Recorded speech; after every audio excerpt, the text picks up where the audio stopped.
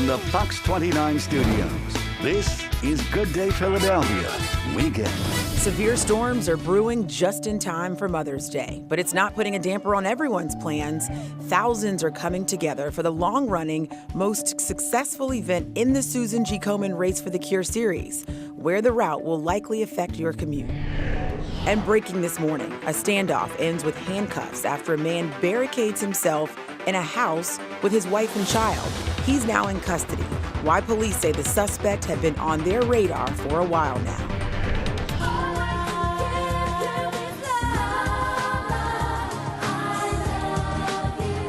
And she's made you laugh and likely cry. Today, we honor our mothers. Share your heartfelt tribute with us. Plus, how Khloe Kardashian is allowing millions of her fans to celebrate the holiday with her. Good day, everyone, and happy Mother's Day to all the mothers out there. It's Sunday, May 13th, 2018. Look who's back after working last night. Yeah, we had severe storms kind of rock through the area. We'll break down the Mother's Day forecast coming up. All right, so let's look outside at the annual Susan G. Komen Race for the Cure, which started just now at 7 o'clock. Today's event benefits breast cancer research and awareness. Runners and walkers will start at Kelly Drive near the Joan of Arc Monument and the Spring Garden Street Crosswalk. Our Jenny Joyce is there in the action talking to survivors and supporters alike, so we will check in with her in just a bit. But let's talk weather since we're looking outside. Scott, it looks gross for Mother's Day. It is a little damp and dreary, Lauren. Really, what you see is what you'll get. Look at the temperatures, only in the 50s right now, and dew point at 54, so the humidity is 100%. So we're looking at clouds, we're looking at drizzle and some light showers for today. So happy Mother's Day out there. We're talking some light showers and some drizzle, and temperatures will be a good 20 degrees below average. As we look at ultimate Doppler, some of the steadier showers right now as we move into Kent County, Delaware, also around Cumberland County, Cape May, and also Atlantic County. But no longer are we dealing with that severe weather that kind of rocked the region late last night. So really, we're going to be monitoring ultimate Doppler for some light showers and some sprinkles throughout the day today. But look at some of the damage reports and also some hail reports, especially around Newcastle County, southern sections of Chester County last night, some pea-sized hail and also some wind damage just south of the Dover area through Kent County and Delaware. Look at the temperatures right now, only 50 degrees in Allentown. We're waking up to mid-50s Atlantic City and also Millville. So as we talk about temperatures this morning, generally in the 50s and an afternoon high temperature only around 60 degrees later on this afternoon. So coming up, we're going to talk much more about Mother's Day weather, and then we'll talk about an unsettled pattern as we move toward next week. But temperatures mid to upper 50s to right around 60 degrees pretty much area wide for today. Lauren? Yeah, I had to pull out my sleeves this morning, Scott, and runners are flooding the Art Museum right now for a Philadelphia tradition. It's the Race for the Cure. The opening ceremony is about to begin. Jenny Joyce live right there in all of it on this Mother's Day morning. Hi, Jenny. Good morning, Lauren. It is unfortunate that it is raining out here, but still, thousands of people are gathering at the Art Museum. As you mentioned, opening ceremonies are just beginning here at the Art Museum for the 28th annual Race for the Cure. This is something that has become a Mother's Day tradition for so many families. It raises money for research, it raises awareness. I'm joined by a doctor from Fox Chase Cancer Center, Dr. Rick Bleicher. Can you talk a little bit, how does it feel to be here? I know that you participate year after year. What do people need to know about this? Well, I'll tell you, this is an event which, if you look at the crowds and the number of people that participate, it's truly sobering the number of lives that this touches. But it's very energizing. It's very exciting that so many people come out to help the cause, really. Breast cancer, I mean, you know, you hear about it, but still, I just saw a statistic, 40,000 people a year are dying from breast cancer. It's like we feel like we've come so far in terms of research, but we still have a lot of work to do. Can you talk about that? Sure. I mean, we make strides every year in terms of minimizing our surgeries but making them more effective. We have more targeted agents to target the specific types of breast cancer. So women are living longer with the disease, but yes, you're absolutely right. There is a tremendous amount yet to do.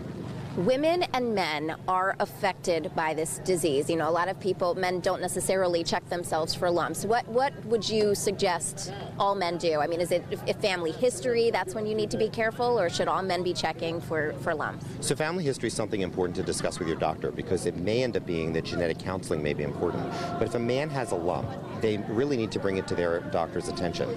Men do get breast cancer, as you discussed, and about 2,000 a year are diagnosed with it. So if you develop a lump, don't ignore it. Bring it to your doctor's attention.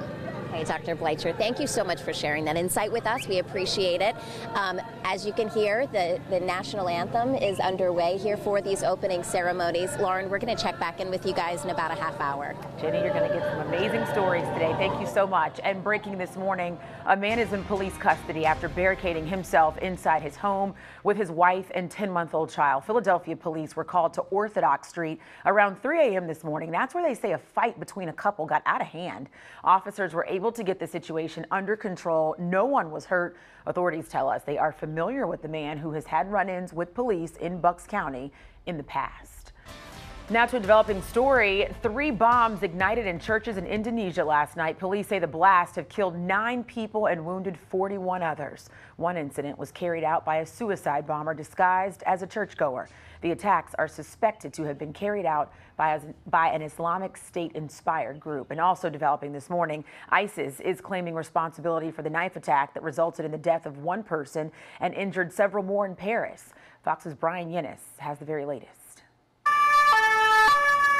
Police in Paris rushing to the scene after an attacker begins stabbing people at random. Cell phone videos showing people sprinting away from danger.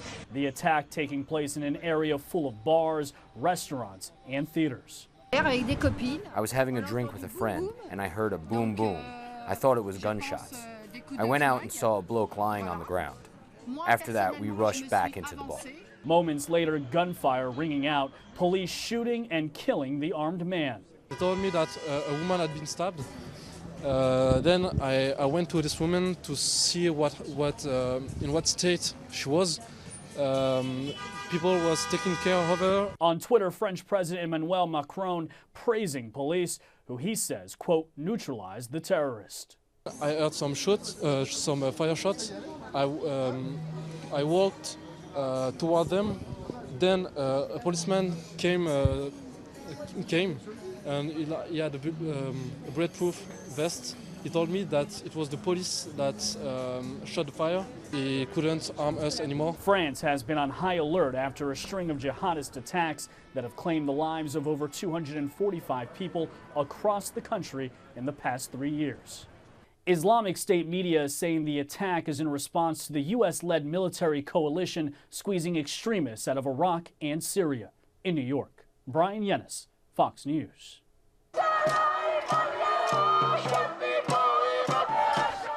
And new from overnight, hundreds of people filled the streets of Jerusalem to protest the relocation of the U.S. Embassy from Tel Aviv to Jerusalem. The new embassy will open tomorrow. The move is controversial because both Israelis and Palestinians claim Jerusalem as their own. We are calling for peace. We are calling for a two-state solution. We are calling for the leaders of Israel, of Palestine, of the whole world, including Trump, including everybody, to do everything they can to have peace here in the Middle East. Israel is preparing a series of festivities today, while Palestinians in Gaza and the West Bank are planning to hold even more protest. And fears of another war in the Middle East are growing just days after the United States announced its withdrawal from the Iran nuclear deal. Iran fired into Syria, prompting Israel to quickly retaliate. The United States' European allies say this instability is a sign of what's to come if the nuclear deal falls apart. The foreign ministries of the countries will meet with Iran this Tuesday to discuss the future of that deal. And new reports out of North Korea. Officials say the country plans to hold a ceremony to dismantle its nuclear test ground toward the end of the month. On Friday, U.S. Secretary of State Mike Pompeo spoke optimistically about the upcoming summit in Singapore with President Donald Trump and North Korean leader Kim Jong-un. Observation and research facilities, as well as ground-based guard units, will also be removed. President Trump thanked North Korea in a tweet, saying the announcement is a very smart move and a gracious gesture. Well, 30 students from right here in Philadelphia are on their way to Haiti right now. The students and chaperones from Global Leadership Academy Charter School have been studying all about the island's history and its culture. The community service trip is a chance to apply those learning lessons as life skills, lending a helping hand to the Haitians. These are children who live basically in their own 10-block radius. This is an opportunity of a lifetime for them to get out of Philadelphia and begin to see the world, trying to open up their lens so that they can make good choices when they grow up to be future citizens. During their trip, the group will be visiting local schools, museums, and landmarks. I had the privilege to go to Haiti back in 2011 when I was living in Memphis. It was a year after the earthquakes, and I went with a church group, and then we sort of documented stories while we were there. I would say it was my most life-changing moment. You go there and you just see people that are living very humbly, but that are so extremely happy. Wow. Yeah, Do you ever follow up on any of the people that you met? Or? No, it's hard to keep up with them, but I go back and like look at my pictures, and it makes me so emotional to remember that time, and just thinking of the kids. Every morning you wake up and you go outside and they're smiling and they're greeting you to say good morning, and like they don't have a lot there. They live a very humble life, but they're some of the happiest people that I've ever encountered. And great for those students here locally. Can't wait to hear about their experiences there. I know, when they get back, hopefully we can have some of them in the studio. All right, 7-Eleven, caught on camera. Shocking video shows a Miami cop slapping, punching, and whipping a young girl, and we find out it's his daughter and it's inside her school. Why staff members sitting right there just feet away say they didn't want to get involved. And the cast of SNL celebrated Mother's Day by bringing their moms to work. And the moms didn't bite their tongues. One of them says she's over that show. Another says she barely watches. More on the mom moments coming up after the break.